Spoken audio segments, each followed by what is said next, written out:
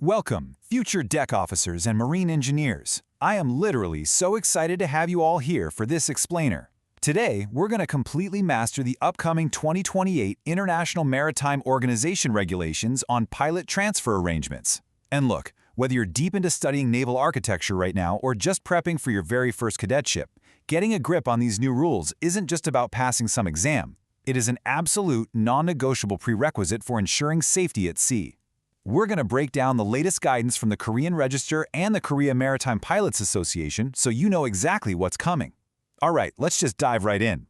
Picture this, boarding a moving ship at sea, often in the pitch black or in absolutely freezing conditions. Well, it's easily one of the most dangerous maneuvers in the entire maritime industry. This isn't just dry textbook theory, guys. This is a very visceral, physical reality. When a maritime pilot steps off a tiny, heaving pilot boat and grabs onto a rope ladder that's just dangling against a massive steel hull, they are completely vulnerable. So the regulations we're looking at today, they are fundamentally, at their core, about protecting human lives. So I want you to ask yourselves this directly. Would you trust your life to this ladder in a massive storm? Seriously, imagine the ship is rolling 15 degrees, the wind is just howling, and icy water is spraying up in your face. If that ladder is poorly maintained, or if the securing points are weak, the consequences are, well, they're fatal. By putting yourselves in the pilot's shoes for a second, you'll start to truly understand why the IMO decided that the old rules just weren't cutting it anymore, and why they are completely overhauling these safety standards. Okay, here's our game plan for today's lesson.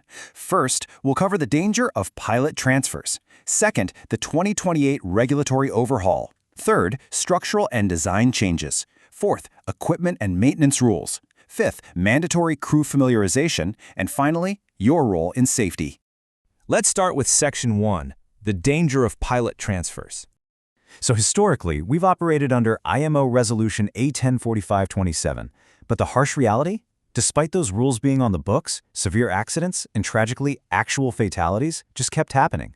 Investigations kept revealing the exact same pattern of safety deficiencies.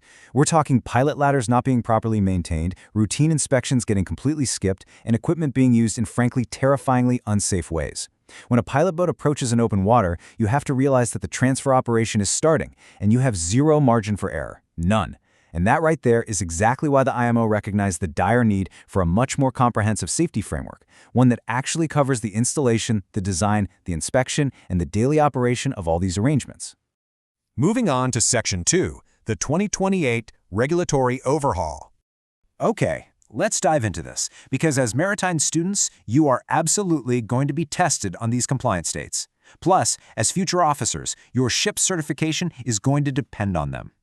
Here is the critical timeline you need to commit to memory.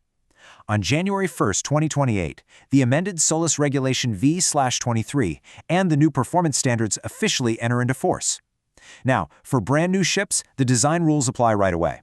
For existing SOLAS ships, physical retrofits have to be wrapped up by their first survey on or after January 1st, 2029.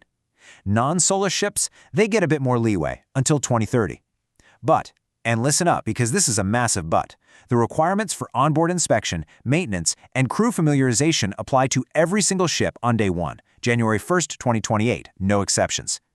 Section 3, Structural and Design Changes. For the marine engineering and naval architecture students tuning in, this part is for you. We're focusing on the heavy-duty structural stuff now. First up, we need to clearly define what we mean by strong points. Basically, these are the dedicated securing arrangements welded right onto the ship's deck, and they're used to safely anchor the pilot ladders and the man ropes. Now, the new regulations dictate a very specific physical clearance here. These strong points have to be located at least 915 millimeters inboard from the ship's side. Why? Because this guarantees there's enough operational space for the crew to safely handle and secure that ladder without having to lean dangerously out over the edge of the deck. So the absolutely crucial point here is this number, 48 kilonewtons. Literally, write this down right now. All strong points, securing ropes, and intermediate securing methods must have a minimum breaking strength of 48 kilonewtons. And it doesn't stop there. This breaking strength, or the safe working load, has to be permanently marked right on or next to the securing points. We're talking weld beads, punch marks, or welded steel plates.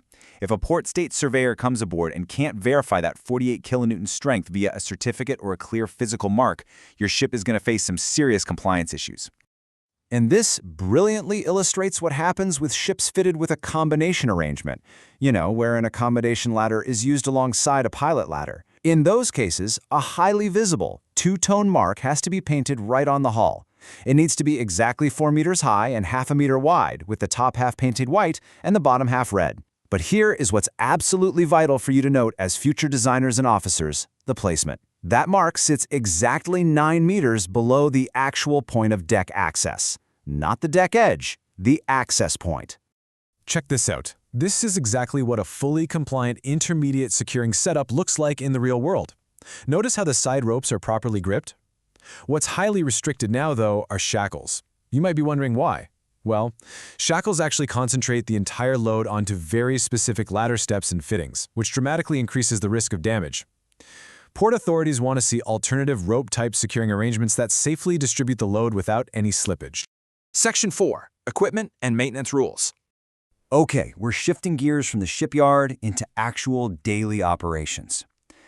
For those of you heading toward a deck officer career, this right here is going to be your primary responsibility. Look, having the perfect structural design means literally nothing if the equipment is just left to degrade from sun, salt, and neglect. So here are the essential dimensional specs that port state surveyors will be hunting for. Handholds at the deck access? They must be between 32 and 36 millimeters in diameter, no larger, no smaller. Side openings for boarding have to give a clear passage of at least 2,200 millimeters in height and 915 millimeters in width.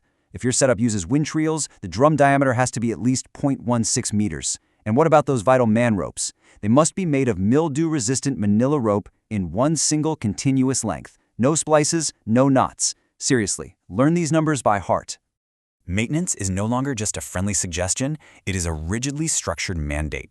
A responsible officer, and hey, that could very well be you soon, has to conduct a rigorous visual inspection before the ladder is even used.